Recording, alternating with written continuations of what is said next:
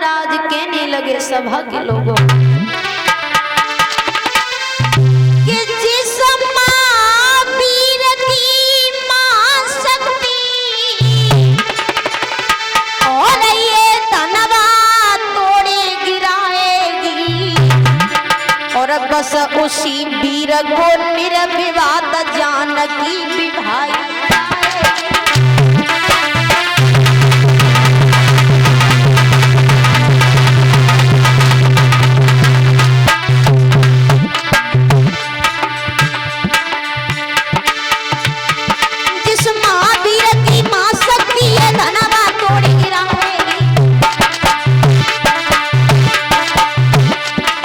उसी वीर को निर्विवाद में लली भी आई जाएगी।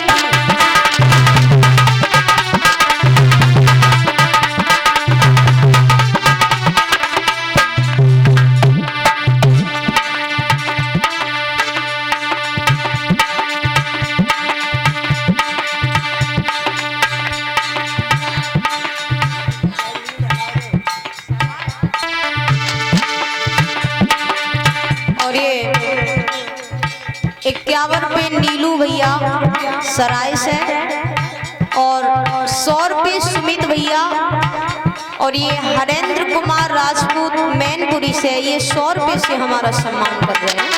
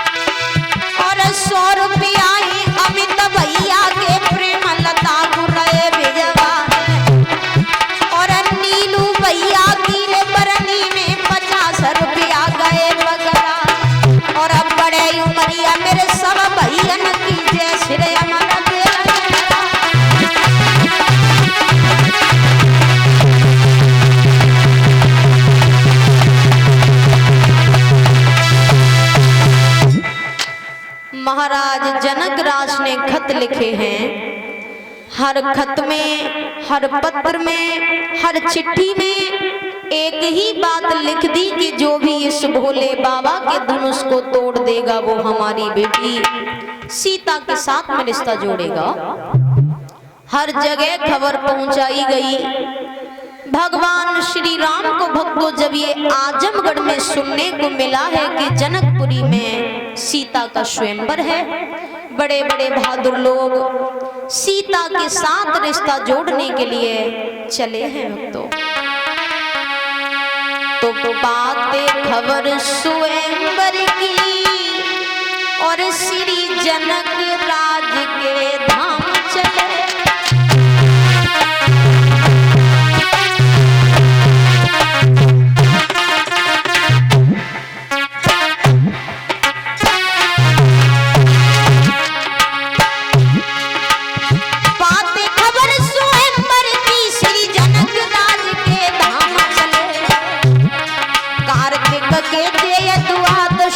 गुरु के संग में श्री राम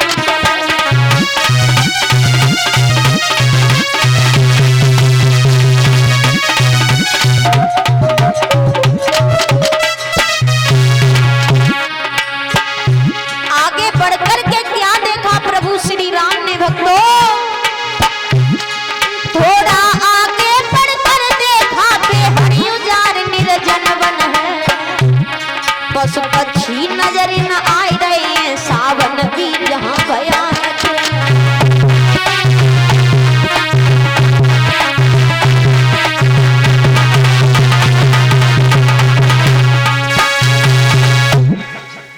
भगवान श्री राम गुरु विश्वामित्र के साथ जब चले हैं तो चलते चलते गांव गलियों से निकल निकलते निकलते भक्तों भगवान श्री राम एक निर्जन वन में पहुंचे। उस वन में क्या देखा प्रभु श्री राम ने कि पशु पक्षी नजर नहीं आ रहे हैं, केवल आगे बढ़े हैं तो क्या देखा है कि एक पत्थर की स्त्री पड़ी हुई है। तो भगवान श्री राम ने गुरु विश्वामित्र से पूछा है, गुरुदेव हमें ये बताओ, ये पत्थर की स्त्री जो हम देख रहे हैं ये कौन है, कैसे पत्थर बन गई, क्यों पत्थर बन गई। तो राम को भक्तों गुरु विश्वामित्र ने एक वृक्ष के पास में बैठा दिया और गुरु विश्वामित्र समझाते हुए बोले हैं कि हे बेटा राम, ये पत्थर की स्त्री जो हम देख रहे हैं ये गौतम ऋषि की पत्नी है अहिल्या, बड़ा सुंदर थी। एक दिन इंद्र ने जा देखो, इंद्र मन में सोचने लगो परमात्मा जो अहिल्या तो बड़ा ही सुंदर है, अब इसका मेरे साथ में विवाह तो नहीं हो सकता क्योंकि जाको विवाह हो ही चुको है, केवल तो ये बात करने के तक मिल जाए।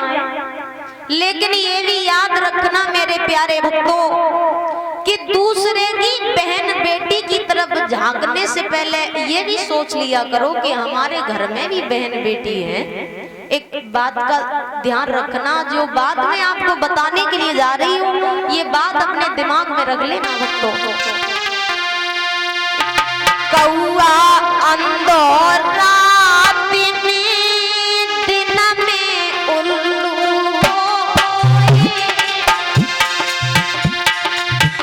कौआ को भक्तों रात में दिखाई नहीं देता और उल्लू पक्षी दिन में अंदर रहता है। परीक्षित महाराज,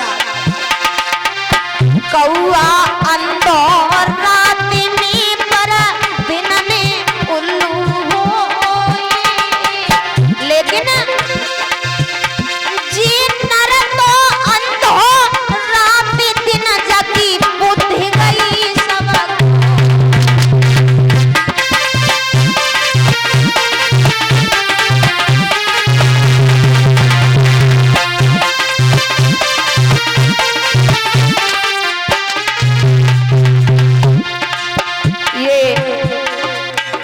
पराई बहन बेटियों को गलत नजर से देखने वाले नीच जो दिन और रात भोग की इच्छा में अंधे रहते हैं।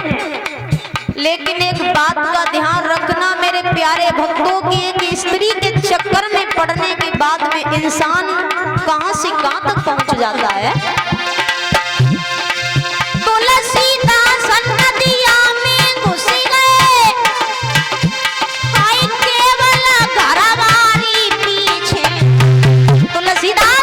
और पकड़े सांप को छत पे चढ़ गए केवल घरवारी।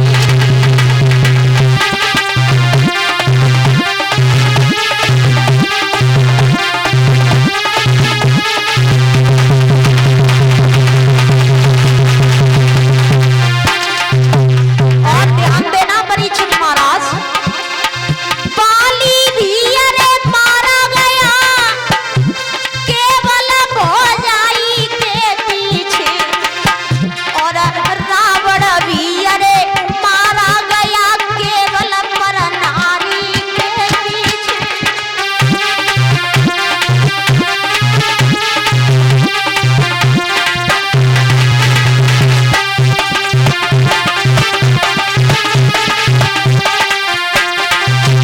और अरे कीचक भी अरे मारा गया केवल द्रौपदी के पीछे, और चंद्रमा को दाग लगा अरे नारी अहिल्या के पीछे।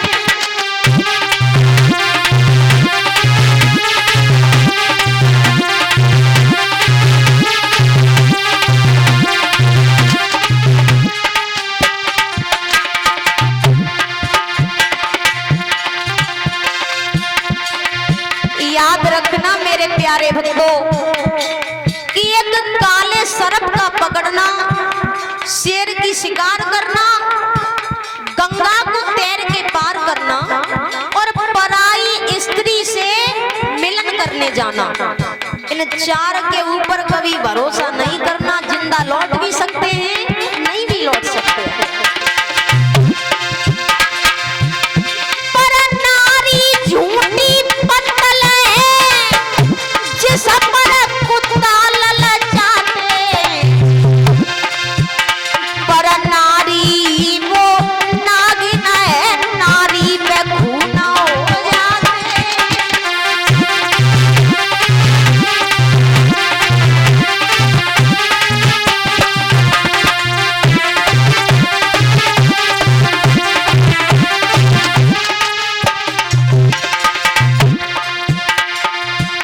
याद रखना मेरे नौजवान भाइयों, आप लोगों ने ट्रेन तो देखी ही होगी, सबने देखी होगी। तो ट्रेन जब स्टेशन पर आती है तो गार्ड ट्रेन के ड्राइवर को हरी झंडी दिखाता है। तो ट्रेन का ड्राइवर ये समझ जाता है कि लाइन साफ है, चले जाओ। और अगर लाल झंडी दिखाए तो ट्रेन का ड्राइवर समझ जाता है कि आगे खतरा है, होशियारी से जाइए। तो आप लोग ये मानोगे कि ये लाल चिन्ह जो है ये खतरे का चिन्ह है, मानोगे इस बात को? अगर लाल चिन्ह खतरे का चिन्ह है तो देखो, औरत को सिंदूर लाल, बिंदी लाल, लिपस्टिक लाल, चूड़ी लाल, महावर लाल, साड़ी लाल, वो दूर से संकेत करती है सावधान खतरा। लेकिन सेकंड हैंड खोपड़ी के नाम समझा तो सोई एक्सीडेंट करते। अरे नहीं उस सर में जती गई उपजता चाहे कितनी खादी लगा। और बाजी मेरी या नहीं कम डटिए चाहे कितनी उपाय लगा।